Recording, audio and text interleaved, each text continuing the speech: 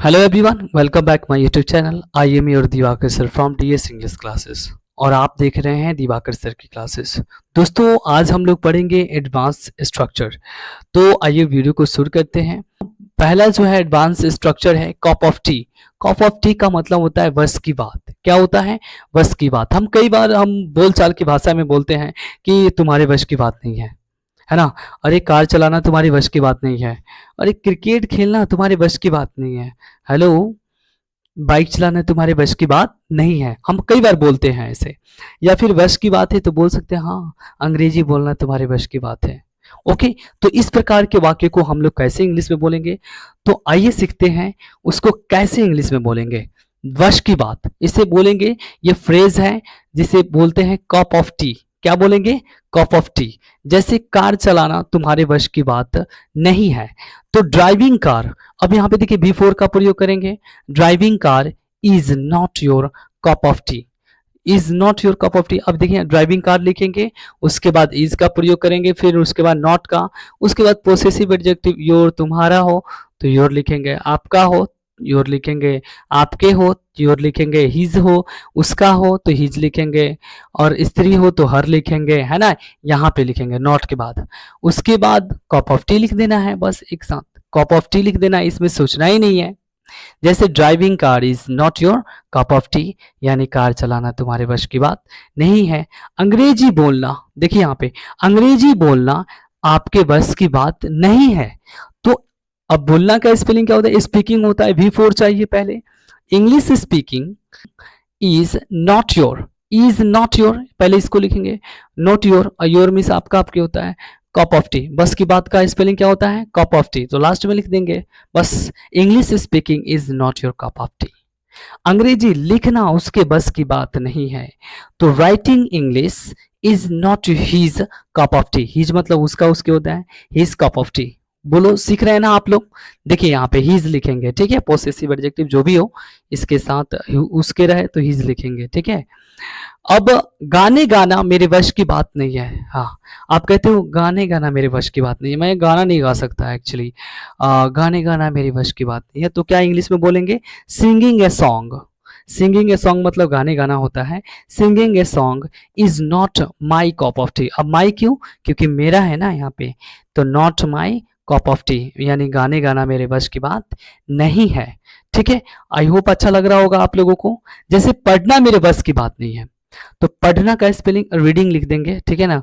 Reading is my cup of T. पढ़ना मेरे बस की बात है नहीं, नहीं है इसमें। पढ़ना मेरी बस की बात है तो reading is my cup of T. खेलना मेरी बस की बात है, playing is my cup of T.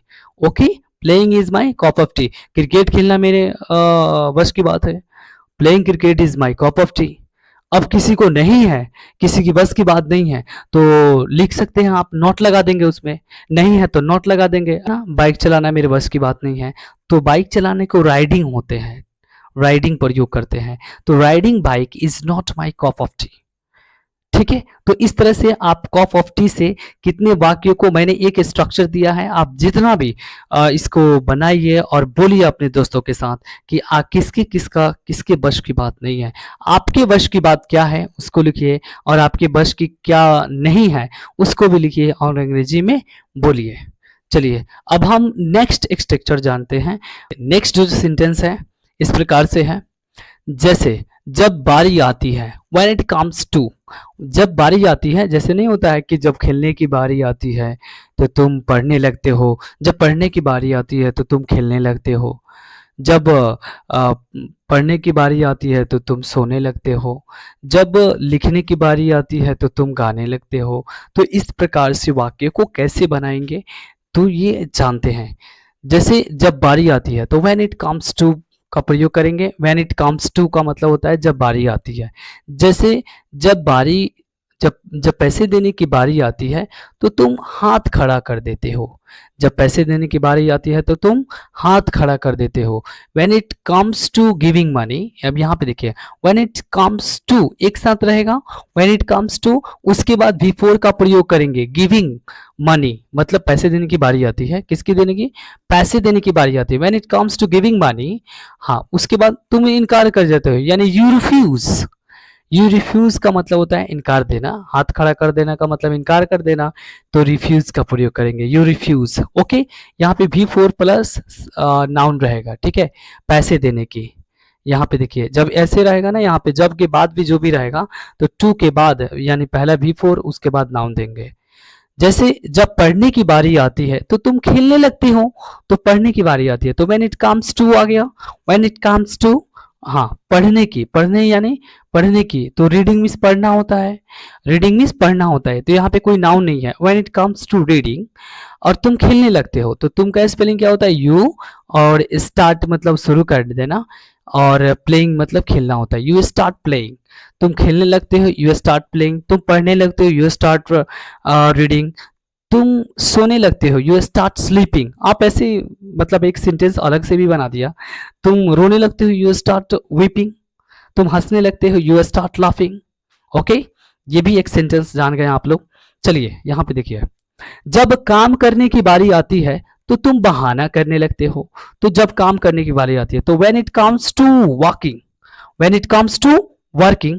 और यहाँ पे देखिए मैंने बोला ना काम, यहाँ पे जब के बाद रहेगा तो इसका भी फोर का प्रयोग करेंगे, when it comes to walking. अब तुम बहाना करने लगते हो तो यू मतलब तुम होता है, स्टार्ट मतलब शुरू कर देना, और प्रिटेंडिंग मतलब बहाना करना, pretend, PRETENDING, pretend means pretend का प्रिटेंडिंग होता है ING।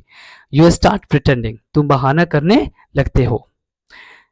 नहीं कहता है कि मेरे से काम नहीं होगा, मुझे ये हो रहा है वो हो रहा है, तो बहाना कर देना, ठीक है ना। जब अंग्रेजी बोलने की बारी आती है, when it comes to speaking English, तुम हिंदी बोलने लगते हो, यू स्टार्ट स्पीकिंग हिंदी।